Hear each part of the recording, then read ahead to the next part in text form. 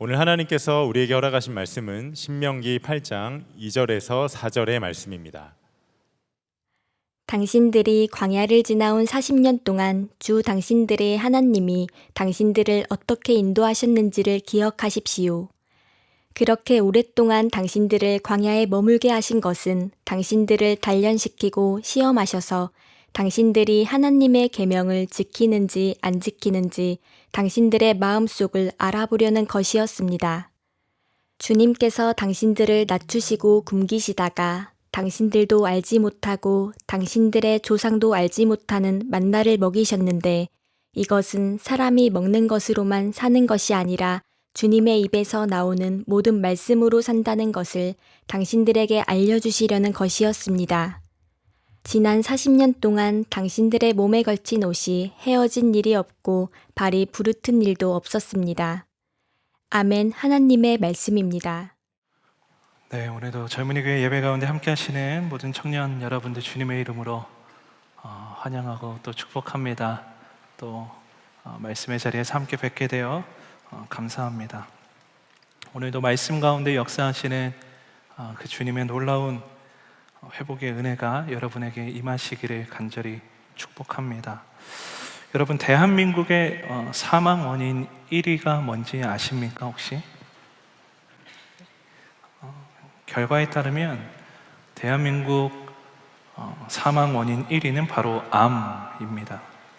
한국의 경우에 암이라고 하는 질병으로 가장 많은 사람이 목숨을 잃는다라는 통계입니다. 그런데 이 통계를 연령별로 따로 나눠서 조사를 해보면 이 사망 원인 1위가 연령별로 조금씩 달라집니다. 10대부터 40대까지를 조사해 본 결과 이 연령대의 사망 원인 1위는 바로 자살입니다. 2024년 통계에 따르면 그해 스스로 목숨을 끊은 이들의 수가 14,872명으로 보도되고 있습니다. 이것을 계산해 보면 2024년의 경우 하루에만 약 40명 정도가 스스로 목숨을 끊는다는 겁니다. 1시간에 2명꼴로 하루에 극단적인 선택을 많은 젊은이들이 하고 있다는 얘기예요. 이 수치는 몇 년 동안 OECD 국가에서 단연코 1위를 기록하고 있는 수치입니다. 국제적으로도 월드 해피니스 리포트에 따르면 최근 젊은 세대의 행복감이 여러 국가에서 뚜렷하게 하락하고 있다고 분석하고 있습니다. 이 얘기를 들으실 때 여러분의 마음이 어떠십니까? 너무나 절망적인 현실을 있는 그대로 마주하게 하는 통계이기에 사실 이것을 받아들이는 것이 조금은 가슴이 아프고 좀 받아들이기 버거운 일인 것 같습니다. 설교의 첫 시작을 너무 무거운 얘기로 시작하게 되어서 마음에 부담이 있지만 우리가 직면해야 할 너무나 중요한 메시지가 담겨 있다라고 생각이 되어져요. 사람들은 왜 스스로 그들의 그 소중한 삶을, 하나님이 허락하신 삶을 포기하는 것일까요?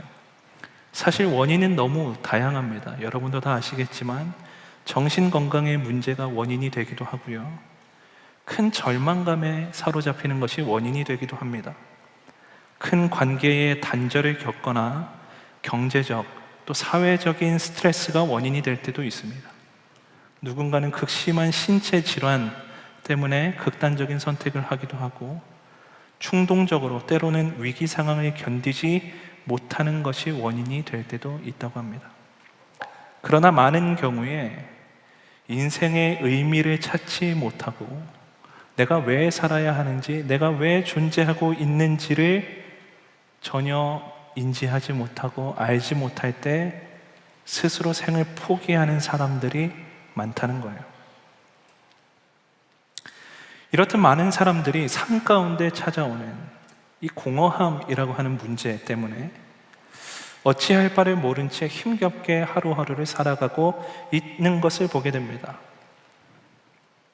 그렇다면 우리가 겪고 있고 또 누군가가 겪고 있는 이 공허함이라고 하는 이 감정의 정체는 무엇일까요? 먼저 공허라고 하는 단어의 뜻을 제가 찾아봤습니다. 한자를 찾아보니까 빌 공자에 빌 허자를 쓰고 있어요.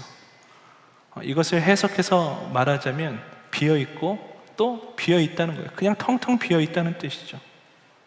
채워져야 할 것이 아무것도 없어서 텅 빈 상태, 실질적인 내용이 아무것도 없는 상태, 이 상태를 공허라는 감정으로 말한다는 겁니다. 사실 이 공허라고 하는 단어는 사실은 감정의 상태를 말하는 단어는 아니었습니다. 공허는 물리적인 공간에 대한 표현이었어요. 텅 빈 창고, 비어있는 집과 같은 어떤 물리적인 공간에 대한 표현이었다는 겁니다. 그런데 사람들이 어떤 상실을 경험할 때, 무언가를 잃는 경험을 할 때 이 비어있다라고 하는 물리적인 상태를 바라보는 것과 경험하는 것과 같은 느낌을 이 마음 가운데 받게 된다는 겁니다. 예를 들어서 우리가 사랑하는 반려견을 무지개 다리를 건너 보냈다고 생각해 보세요. 방에 바뀐 것이 아무것도 없이 똑같은 방인데 어느 날 그 방을 무심코 들어가 보면 마음 안에 텅 빈 듯한 마음이 들 때가 있다는 거죠.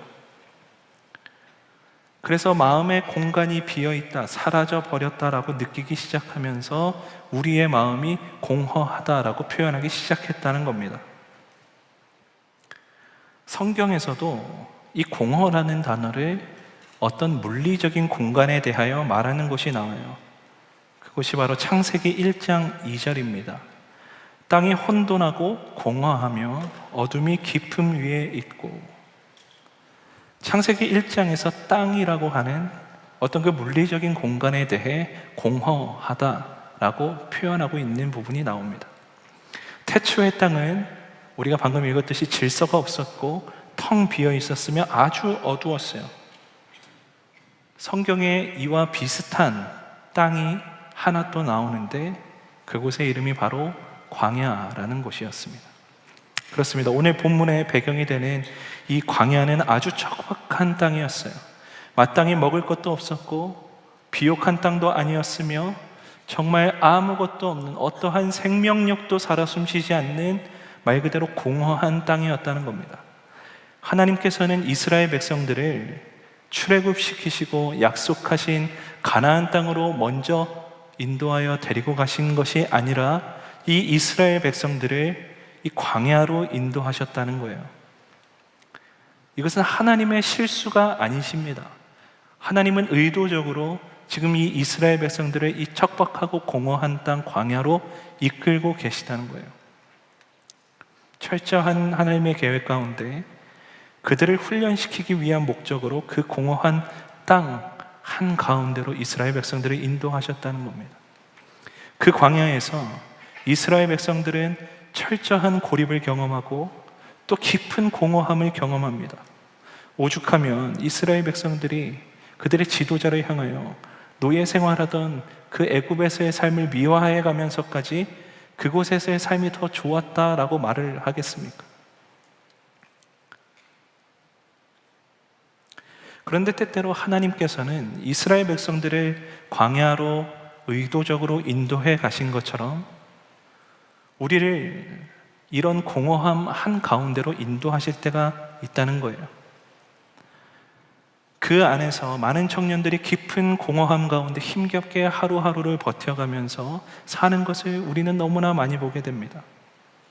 청년들을 만나서 얘기하다 보면 이런 말들을 하는 친구들이 있어요. 목사님, 요즘 뭘 해도 사실 신나지가 않아요. 취업을 준비하고 있는데 왜 이렇게 허무한지 모르겠습니다. 연애를 해도 연애를 안 해도 공허함이 느껴져요. 그리고 아마 많은 분들이 공감하실 텐데 우리가 많은 일정을 하루 종일 다 소화하고 불 꺼진 집에 딱 들어가는 순간 그 안에서 느껴져 나오는 어떤 깊은 공허함, 그 안에 마치 혼자 있는 것 같은 그 느낌을 받으시는 경우가 있을 거라고 생각이 됩니다. 오스트리아의 정신과 의사이자 신경학자인 빅터 프랭클 박사는 이런 이들을 위해서 로고테라피라고 하는 심리치료 이론을 개발했습니다. 이 로고테라피의 이 로고는 그리스어의 로고스를 말합니다. 이 로고스는 의미, 목적, 이유와 같은 의미를 가지고 있습니다. 말 그대로 이 로고 테라피는 의미를 통한 치료, 삶의 의미를 발견하도록 돕는 치료로서 만들어졌다는 거예요. 이 이론이 만들어진 배경이 있어요. 이 프랭클 박사가 2차 세계대전에 이 나치 강제 수용소에 수감되는 일이 있었습니다. 그는 그 극심한 고통이 있는 수감소에서 생활을 하면서 한 가지 사실을 관찰했어요. 그것이 뭐냐면 같은 극한 상황을 겪는데 어떤 사람은 힘없이 무너지고 또 어떤 사람은 어떻게든 끝까지 살아남으려고 노력한다는 것을 알게 된 겁니다. 왜 그럴까? 이 차이가 왜 발생하는 것일까를 지켜보던 그는 이런 결론에 도달했습니다. 인간은 왜 살아야 하는지를 알 때, 그 자신이 살아가야 하는 목적과 의미를 알 때 극심한 고통의 상황에서도 견딜 수 있다라는 결론이었습니다. 이 얘기는 결국 인간이 가장 깊이 추구하는 것은 쾌락도 권력도 물질도 아니라 살아가는 의미라는 거예요. 프랭클 박사는 현대인들의 삶을 관찰하면서 사람들의 삶에 그들이 붙잡고 있는 그 의미, 삶의 목적이 사라지는 순간 그들의 삶 가운데 이 공허가 찾아온다라고 말하고 있습니다. 이 상태를 실존적 공허, existential vacuum이라고 하는 이 실존적 공허라고 정의했습니다. 여기서 이 vacuum은 진공, 공백을 의미합니다.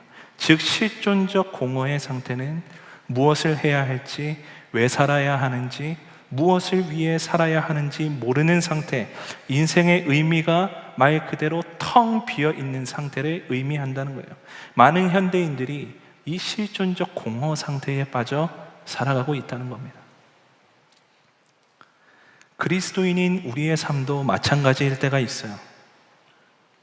때때로 우리의 인생의 깊은 공허함과 깊은 절망의 순간을 지나면서 우리는 하나님께 대하여 질문하곤 합니다. 하나님, 왜 나에게 이런 고난을 주십니까? 왜 이런 깊은 절망을 나에게 허락하시는지 하나님, 나는 도무지 이해할 수 없을 때가 많습니다.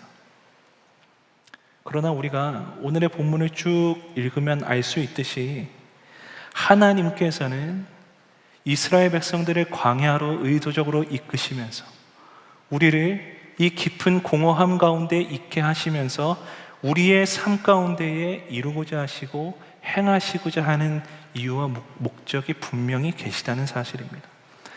2절 말씀을 보겠습니다. 당신들이 광야를 지나온 40년 동안 주 당신들의 하나님이 당신들을 어떻게 인도하셨는지를 기억하십시오. 그렇게 오랫동안 당신들을 광야에 머물게 하신 것은 당신들을 단련시키고 시험하셔서 당신들이 하나님의 계명을 지키는지 안 지키는지 당신들의 마음속을 알아보려는 것이었습니다. 앞에서도 말씀드렸다시피 하나님께서는 이스라엘 백성들을 광야로 인도하셨어요. 그 하나님께서 동일하게 우리의 인생도 이 광야와 같은 이 텅 빈 상태, 이 실존적인 공허로 인도하실 때가 있다는 겁니다. 왜 그렇게 하실까요? 그것은 바로 우리가 마주하는 이 공허함 속에서 우리의 진짜 모습을 드러내시기 위함이라는 겁니다. 우리는 종종 광야와도 같은 이 깊은 공허함 가운데 있을 때 이런 질문들을 던져요. 하나님, 하나님이 저를 사랑하신다면 왜 이런 시간을 겪게 하시는 거죠? 그토록 열심히 발버둥 치면서 하나님 나에게 허락하신 인생 잘 살아보겠다고 열심히 최선을 다해서 살아가려고 하는데 그런 저에게 그 열심을 다 아시는 하나님께서 왜 이런 아픔의 시간을 보내게 하십니까? 그런 질문들을 우리가 하나님께 대하여 쏟아낼 때가 있다는 거예요. 그런 우리에게 하나님은 분명히 말씀하세요. 내 마음이 너의 마음이 어떠한지 알게 하려 함이니라. 여러분, 모든 치료의 시작은 정확한 진단으로부터 시작이 됩니다. 하나님께서는 지금 이 시간을 통해서 철저히 우리 마음의 상태를 점검해 보길 원하신다는 거예요. 아무것도 없는 그 깊은 광야 속에서 우리가 진정으로 사랑하고 있던 것이 과연 무엇이었는가를 돌아보길 원하신다는 겁니다. 공허함을 채우기 위해서, 나의 삶의 만족을 채우기 위해서 그토록 노력하며 잡으려 애써왔던 나의 일들이 나의 공허함을 전혀 채우지 못하고 해결하지 못하고 나의 삶의 의미를 전혀 찾아주지 못할 때, 그제서야 내 마음의 진짜 실체가 드러난다는 거예요. 아, 나는 하나님보다 인정받는 것을 더 사랑하고 있었구나. 나는 하나님보다 성공을 더 의지하고 있었구나. 나는 하나님보다 사람들과의 관계에 더 목말라 있었구나. 그런 우리의 마음의 상태를 하나님께서 정확히 진단하기 위하심이라는 거예요.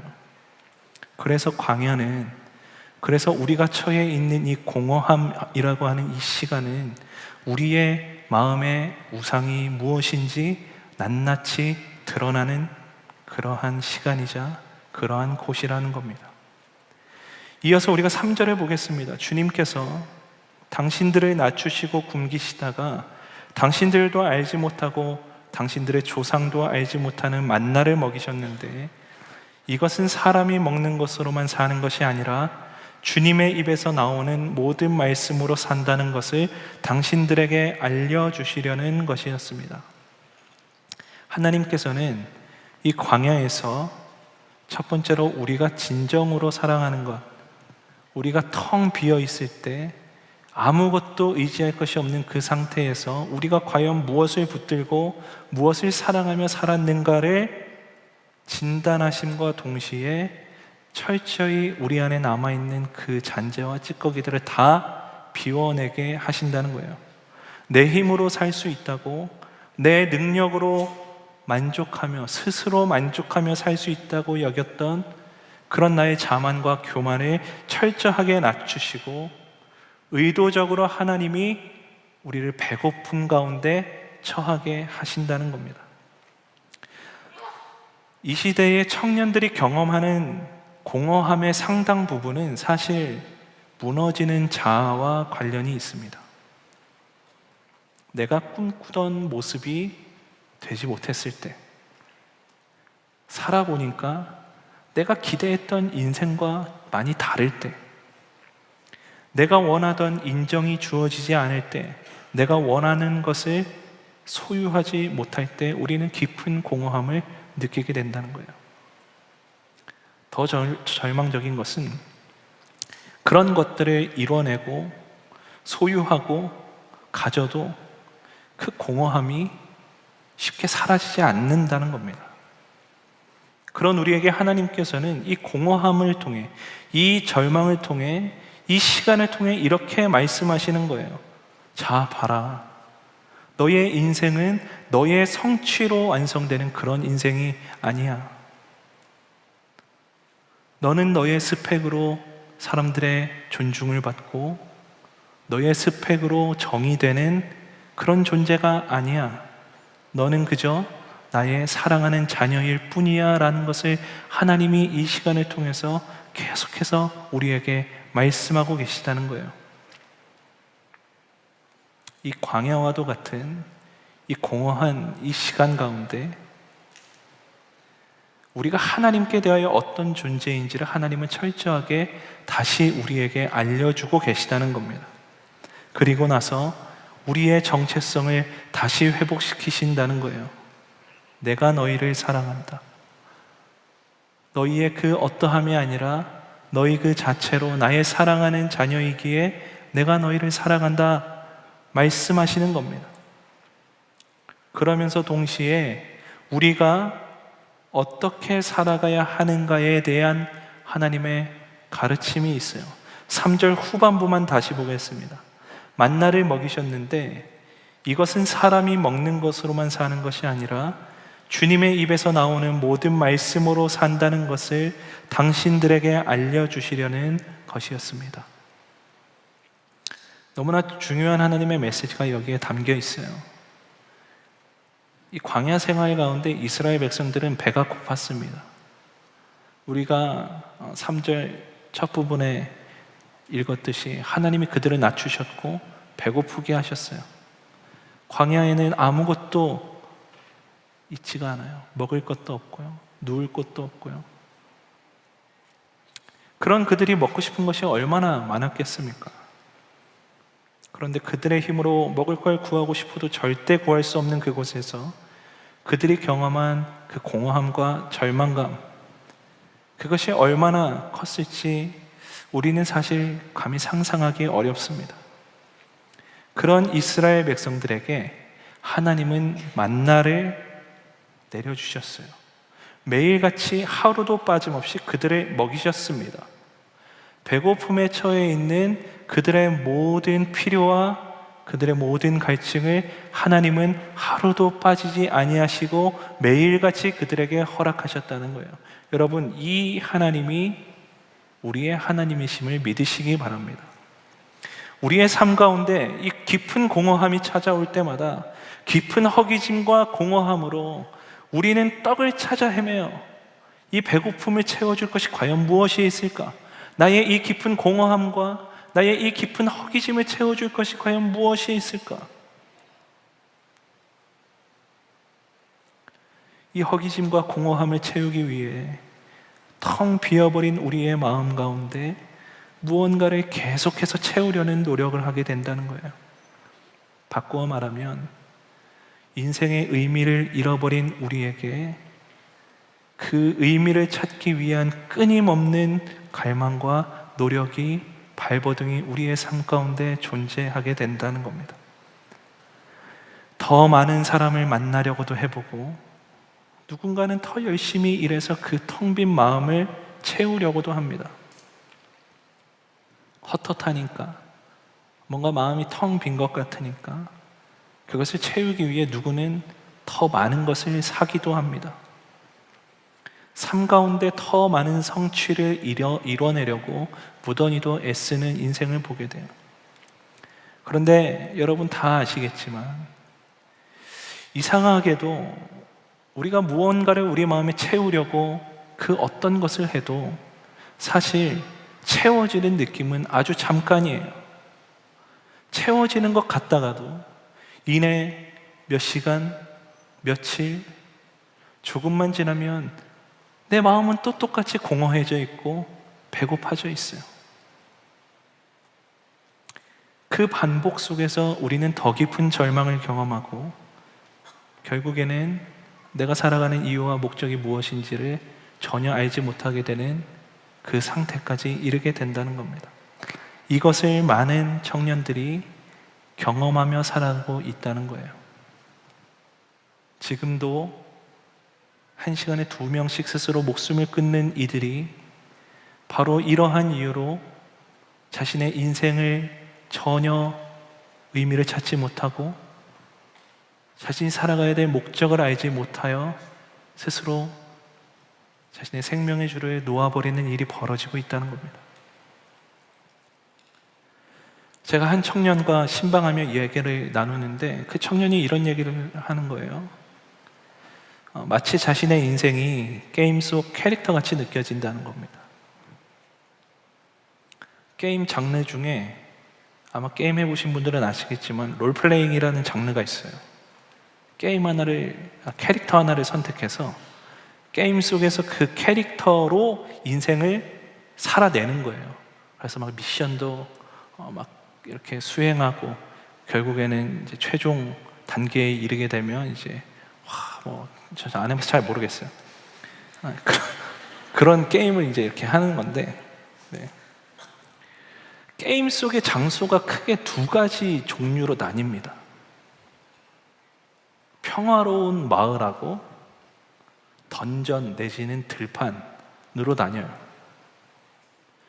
평화로운 마을은 말 그대로 평화롭게 안식을 취하고 체력도 회복하고 필요한 물약이나 아이템도 사고 막 무기도 사고 하는 그런 곳이에요. 반면에 던전이나 들판은 곳곳에서 몬스터가 막 출몰하는 곳이에요. 그러니까 그 마을에서 마을을 이동하려면 그 들판이나 막 던전을 지나야 되는데, 그러다 보면 몬스터를 만나서 막 싸워서 이겨야 되는 거죠.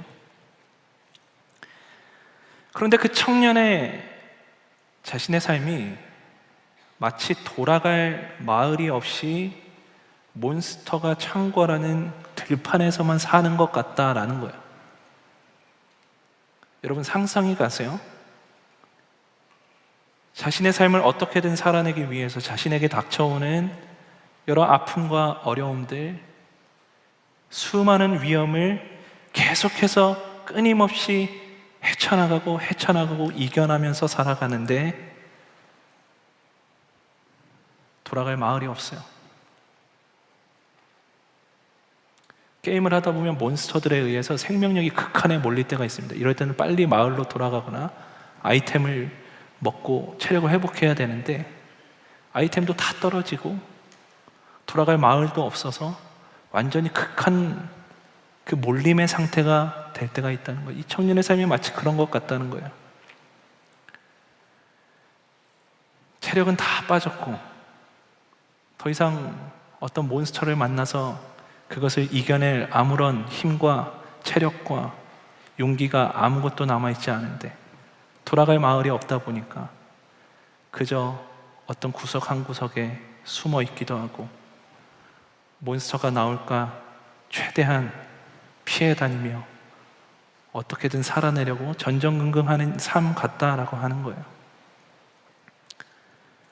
그럴 때 아무것도 할 수가 없는 그 절망 때문에 망연자실 모든 것을 그냥 다 포기하고 싶을 때가 삶 가운데 찾아온다는 얘기를 저한테 하는 겁니다. 이 얘기를 들으면서 제 가슴이 너무 아팠어요. 그러면서 이런 생각이 들었습니다. 이 시대를 살아가는 많은 청년들이 이와 같겠구나 하는 생각이었습니다.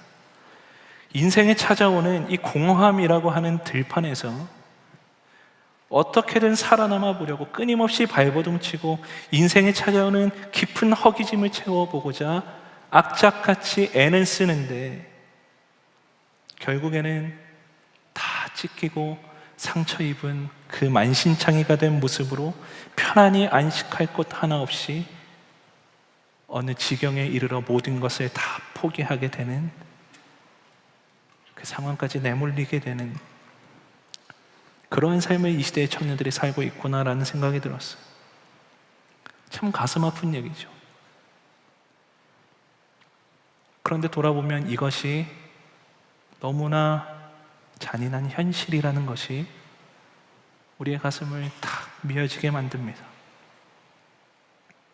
그러나 여러분, 하나님께서는 우리를 단순히 광야, 공허함 가운데만 두시는 분이 아니세요. 단순히 내가 누군지 알게 하려고, 너희의 인생의 의미가 무엇인지 알게 하려고만 그 시간을 보내게 하지 않으신다는 겁니다. 하나님은 오늘의 말씀을 통해 우리에게 분명하게 말씀하세요. 사람이 떡으로만 살 것이 아니요 주의 말씀으로 살 것이라. 전도서 1장 2절에서 솔로몬은 이렇게 고백했어요. 전도자가 이르되 헛되고 헛되며 헛되고 헛되니 모든 것이 헛되도다.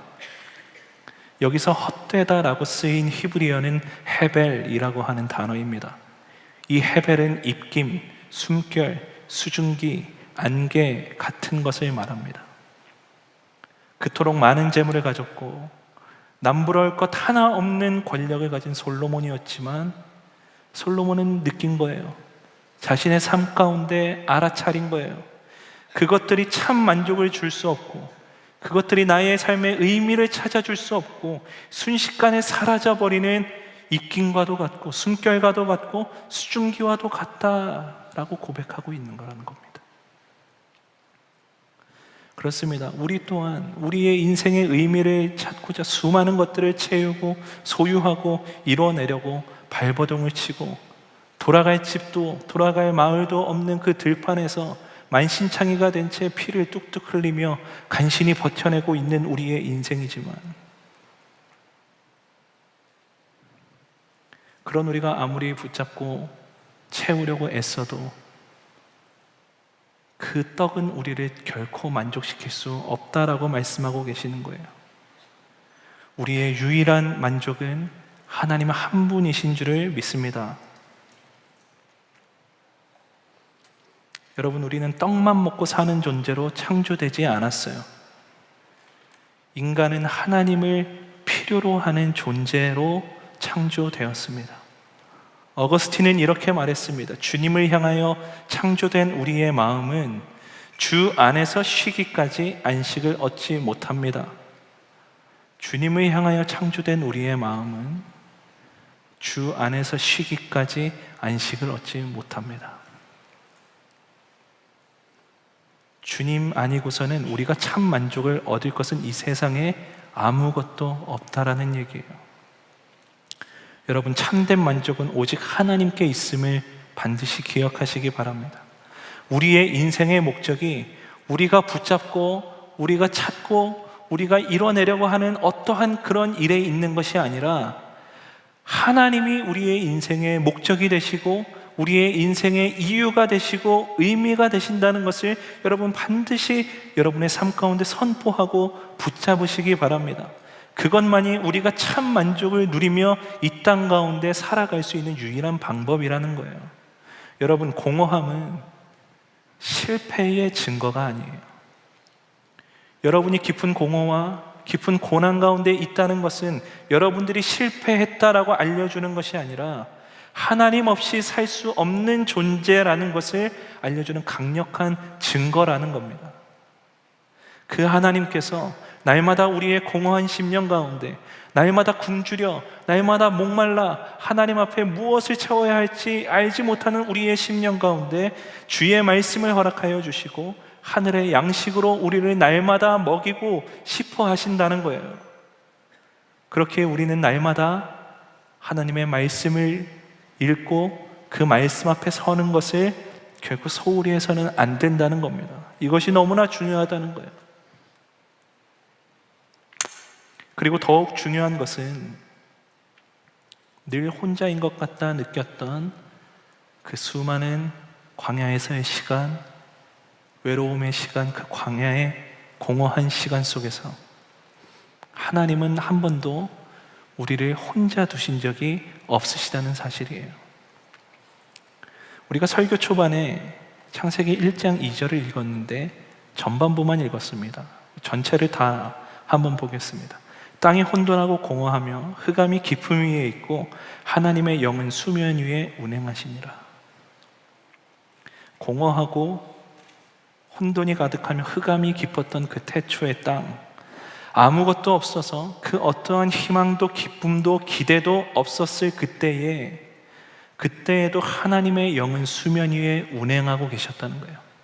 아무런 기대도 아무런 소망도 없어 보이는 그 땅 가운데에서도 하나님은 그곳에서 일하고 계셨다는 거예요. 이 말씀을 읽는데 저의 마음이 얼마나 벅차오른지 몰라요.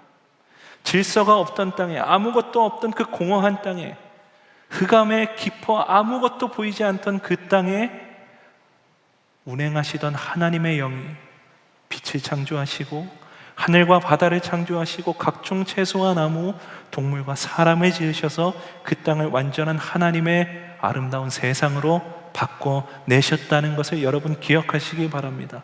그 하나님께서 오늘 우리의 이 깊은 공허 가운데 아무것도 살아갈 수 없을 것 같고 아무런 생명력이 없는 것 같아 보이는 나의 이 공허한 삶 가운데 주의 놀라운 회복을 명하고 계시다는 것을 여러분 반드시 기억하시기 바랍니다.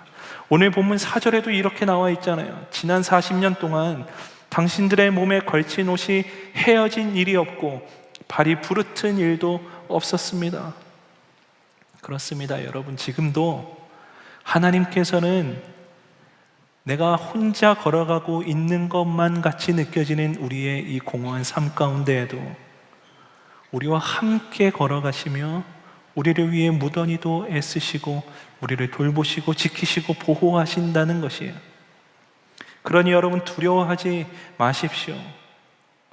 여러분의 깊은 공허함을 채우기 위해 여러분들이 붙잡고 그토록 애쓰며 이뤄내려고 했던 일을 여러분 다 멈추세요.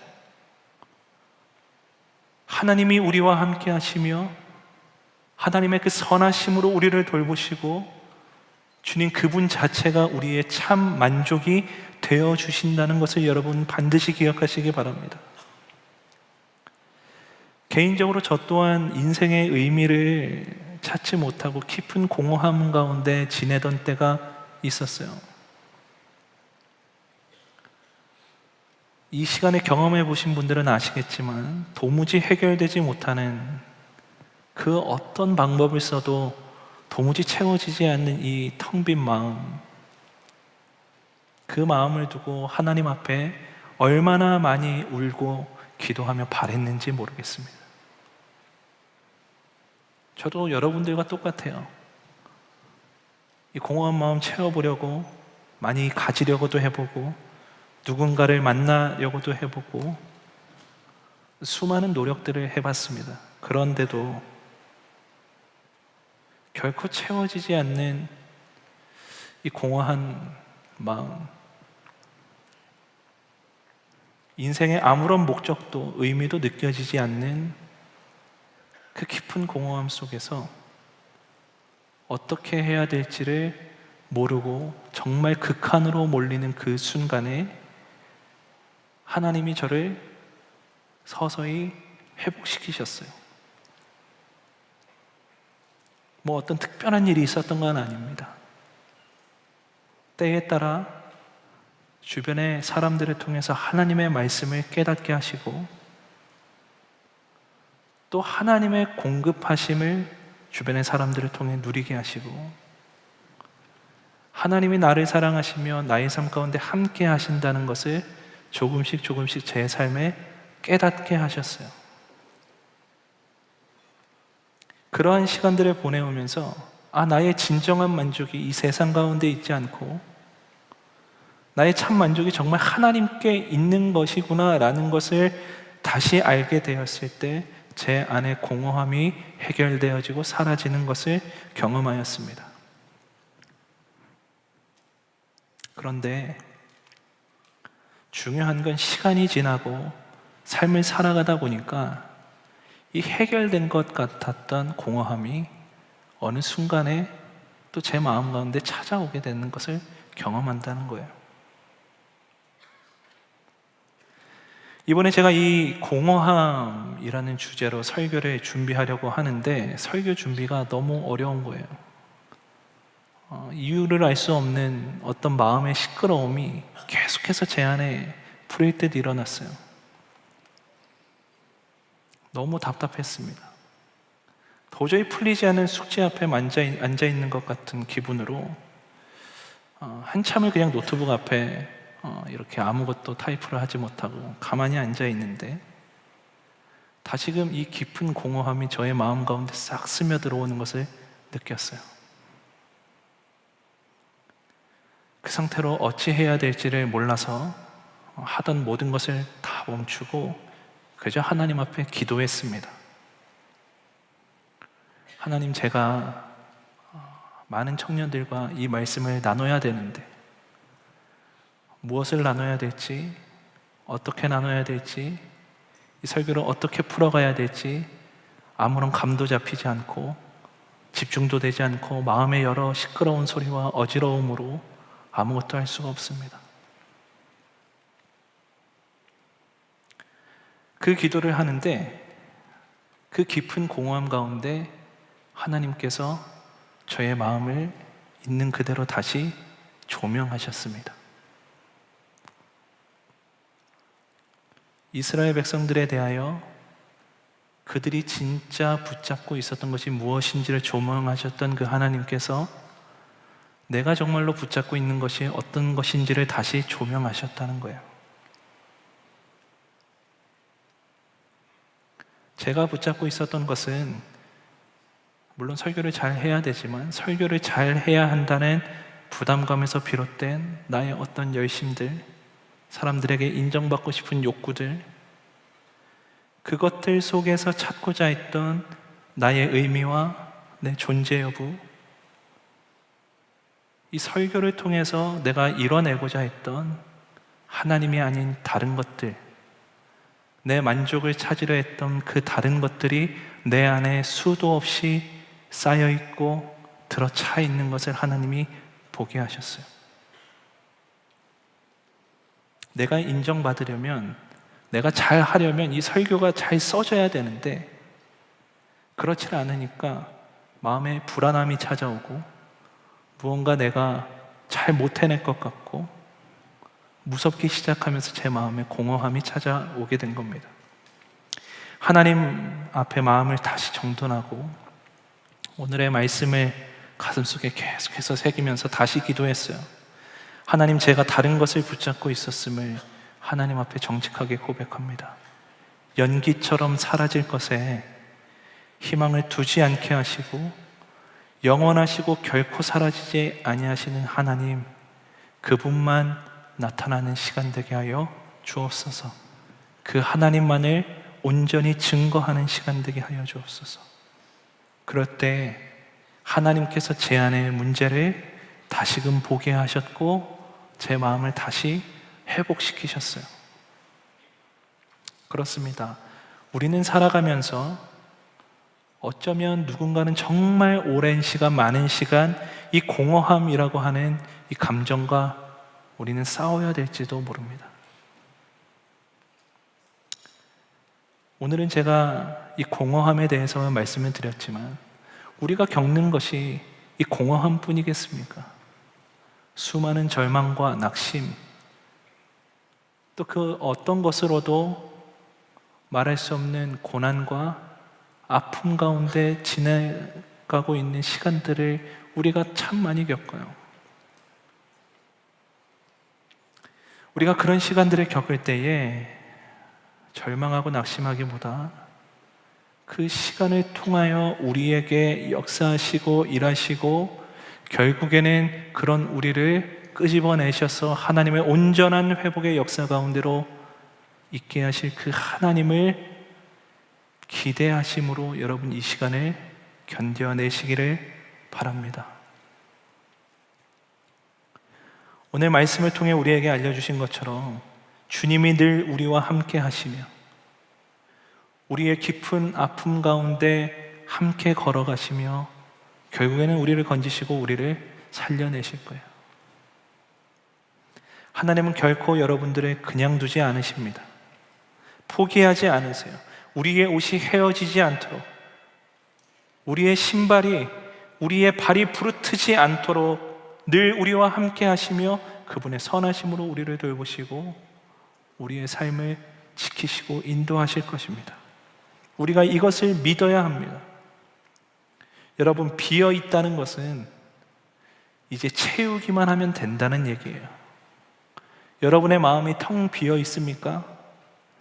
그러면 이제는 이 텅 비어버린 마음 안에 우리의 하나님으로 가득 채우기를 간절히 소망합니다. 나의 참 만족이신, 결코 배고파지지 않고 결코 굶주리지 아니하는 나의 영원한 떡이자 나의 영원한 생명 되시는 그 하나님을 우리의 마음에 가득 채우기를 간절히 소망합니다. 그때에 우리에게 찾아오는 여러 삶의 고비와 문제들, 그 아픔, 그 모든 순간 가운데 승리하며 주님과 능히 그 모든 일들을 이겨내고 넘어가고 승리하게 될 줄을 믿습니다. 우리가 이것을 기억함으로 함께 기도했으면 좋겠습니다. 지금도 참 많은 이들이 자신들의 공허함을 어찌하지 못해서 죽어가고 있는 모습들을 많이 보게 됩니다. 참 가슴이 아픈 얘기지만 더 가슴이 아픈 것은 그것이 결코 남의 얘기가 아니고 어떤 뉴스에서만 보게 되는 얘기가 아니고 바로 나에게 일어나는 일이자 바로 내 옆에 있는 친구, 동료, 그들에게서 일어나고 있다는 일이에요. 그런 우리에게 하나님은 오늘 놀라운 하나님의 회복을 명하여 주시는데 우리가 이것을 알지 못하고 깨닫지 못함으로 인하여 우리의 깊은 절망에서 벗어나지 못하는 어리석음을 우리가 범하지 않길 원합니다. 그렇기에 여러분, 우리 간절히 기도했으면 좋겠어요. 주님, 그 어느 것으로도 채울 수 없었던 나의 이 텅 빈 인생, 나의 이 텅 빈 마음, 가지려고, 더 채우려고 애쓰고 노력해도 결국에는 더 배고프고 더 허기지고 더 공허해지는 나의 마음 가운데 회복을 명하여 주시는 주님, 그 주님을 붙들므로 하나님 이 시간 기도합니다. 마음의 빈 공간을 불어 없어질 것으로 채우려 했던 나의 연약함, 주님 긍휼히 여겨 주옵소서. 아무도 없는 광야 한복판에 홀로 서 있었던 그때에도 주님은 나를 그냥 두지 않으시고 나와 함께하고 계셨다는 그 사실이 나의 마음의 깊은 곳에서부터 믿어지게 하여 주옵소서. 그리하여 이제는 영원하신 하나님 그 한 분으로 내 인생을 꽉 채우기를 원하오니 오직 내 심령을 다하여 주님을 갈망하게 하여 주옵소서. 주님만이 나의 참 만족이 되게 하여 주옵소서.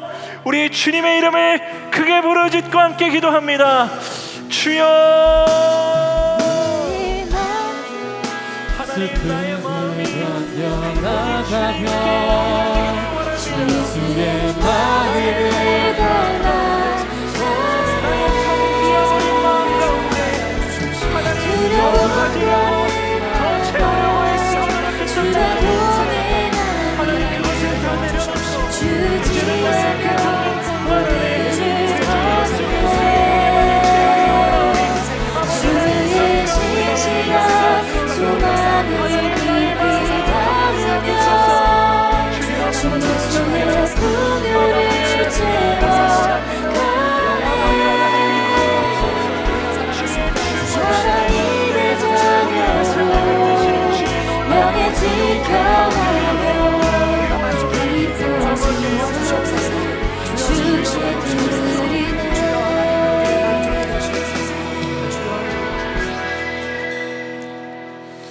하나님, 우리에게 주의 회복을 명하여 주시니 감사합니다. 이 세상의 그 어떤 것으로도 채울 수 없는 우리의 마음임을 이제는 우리가 알기에 하나님, 우리의 참 만족이 되시고 영원한 기쁨이 되시는 그 주님만의 내 마음에 채우길 원하오니 하나님, 온전히 우리 마음 가운데 임하시고 역사하여 주옵소서. 그러나 이곳에 이것을 알면서도 하나님을 마음에 모시지 못하고 여전히 세상 가운데 만족을 찾아 헤매는 이가 있다면 하나님 강권하시는 역사로 그 심령 가운데 찾아가 주셔서 그 마음을 기경하시고 넓히셔서 온전한 주의 은혜로 살아가는 하나님 놀라운 역사가 있게 하여 주옵소서. 오늘도 이곳에 모인 우리의 모든 심령이 주님의 은혜로 하나님 온전하여지고 하나님 주님으로 인한 그 만족으로 가득 차기를 간절히 원합니다. 하나님의 놀라운 은혜와 역사 가운데, 주님의 놀라운 회복의 은혜 가운데 그것을 경험하며 살아가는 우리 모두가 다 되게 하여 주옵소서. 오늘도 우리가 예배에 나오며 하나님께 예물을 올려드립니다. 11조로 감사 헌금으로 또 목적 헌금으로 건축 헌금으로 드리는 하나님이 모든 헌금 가운데 하나님 드리는 손길들을 기억하여 주시고 이 모든 헌금이 주님의 나라가 이 땅 가운데 확장되어지는 일에 사용되어질 수 있도록 주님 이 모든 헌금 가운데 기름 부으시고 하나님의 놀라운 일을 이루어 주옵소서. 오늘도 우리와 함께 하시고 늘 우리의 삶 가운데 주의 놀라운 은혜 허락하여 주시기를 원하시는 우리 주 예수 그리스도의 이름으로 간절히 기도드렸사옵나이다. 아멘. 우리 결단하면서 또 봉헌하면서 다 자리에서 일어나셔서 함께 찬양하시겠습니다.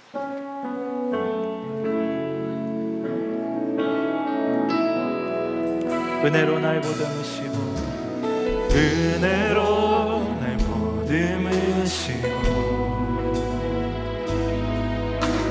사랑을 좀 품어주셔도 내 마음 한 자락도 지키지 못하는 이 모습 부끄럽습니다. 따스한 곁을 내어주신 주님 앞에 나아갑니다. 표현 못할 긍휼로 나를 붙드시네 주 이름만 바라봅니다.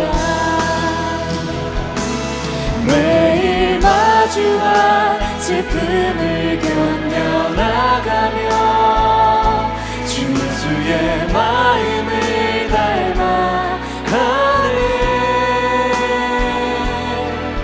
두려운 걸음 하나 주가 동행하니 주 의지하며 오늘을 걷네.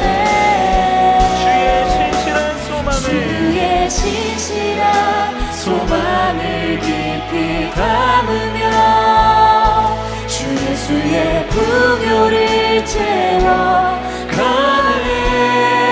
하나님의 자녀로 명예 지켜가며 기뻐진 삶을 주께 드리네. 주의 손이 붙드시네. 흔들리는 우리의 삶을 주의 손이 고치시네. 상한 우리의 마음을 주의 손이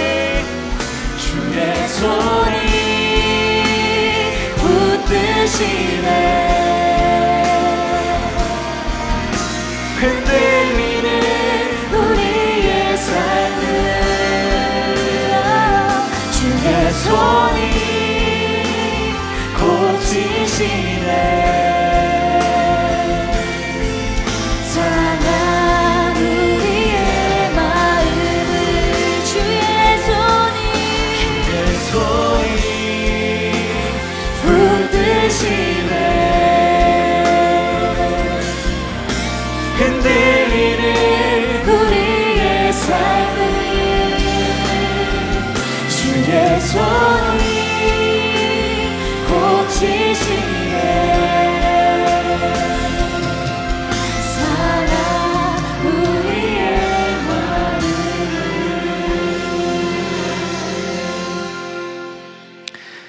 이제는 우리 주 예수 그리스도의 은혜와 하나님의 무한하신 사랑하심과 성령님의 내주 교통 충만하신 그 역사가 이제는 세상의 것들을 붙잡는 것이 아니라 우리의 텅 빈 마음 가운데 오직 우리 주 예수 그리스도만을 채우고 그 만족과 기쁨으로 살아가기를 결단하는 이곳에 모인 모든 청년들의 인생과 그들의 일터와 그들의 가정 가운데 이제로부터 영원토록 충만하시기를 간절히 축원하옵나이다.